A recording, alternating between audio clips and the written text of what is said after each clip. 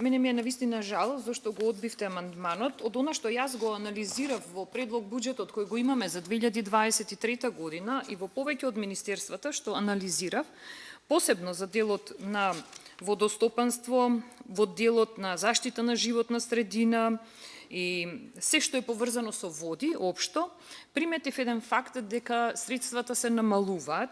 И од сето тоа потикнати и од потребата што треба да се направи во општина Кисела Вода, поточно во населбата Пинтија, каде што и се наоѓа оваа индустријска зона, сметав дека е исправно да се поднесе овој амандман.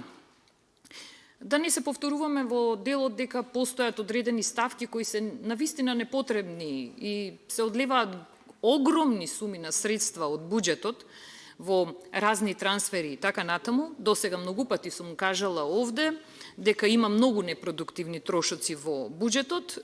Лично сметав дека е навистина добро да се поднесе таков амандман со кој ќе започнеме да се грижиме за животната средина. Од еден поинаков пристап, посебно за овој регион.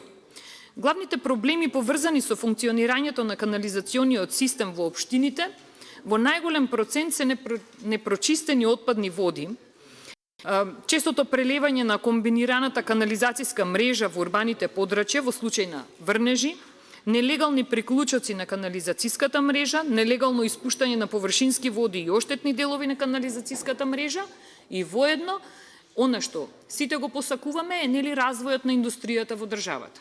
Но кога се зборува за развој на индустријата во државата, треба да се мислат и на последиците кои произлегуваат од самата индустриализација, тоест процесот кој следи. Најголем проблем се појавува во Република Македонија е тоа што од земјината површина во просек негде околу 80% или 20.535 километри се загадена средина, директно поврзана со речното корито на реката Вардар. И сега како се случува сето ова? Сето ова што ви го наброив како проблеми кои се случуваат, сите овие отпадни води се слеваат во реката Вардар. Реката Вардар всушност се претвара во депонија, во која се слева целата канализација и многу центри за јавно здравје, еколошки организации алармираат тоа да се намали и истата треба да биде биолошки исправна, технички исправна, бидејќи ние, знаете како, јадеме и живееме од оваа река. Зошто го велам ова? Во непосредна близина, посебно сега ќе се вратам повторно на регионот за кој зборувам, имаме ниви во кои произведуваат градинарски култури, се произведуваат житни култури.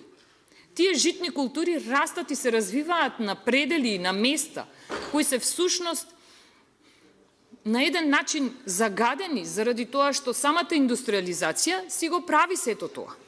Сметам лично дека покрај овие места кои се навистина потенцијални и, како што кажав, места каде што во догледно време не гледаме причина за намалување на ова загадување, сметам дека треба да се прифати овој амандман и колегите да го прифатат истиот, заради тоа што ќе направиме еден исчекор напред кон она што значи подобрување на животната средина.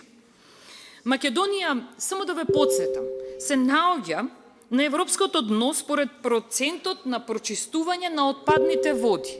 Сите земји кои наоѓаат во регионот имаат подобра стандардизација и подобро се справуваат со отпадните води, за разлика од тоа што го правиме ние во Република Македонија.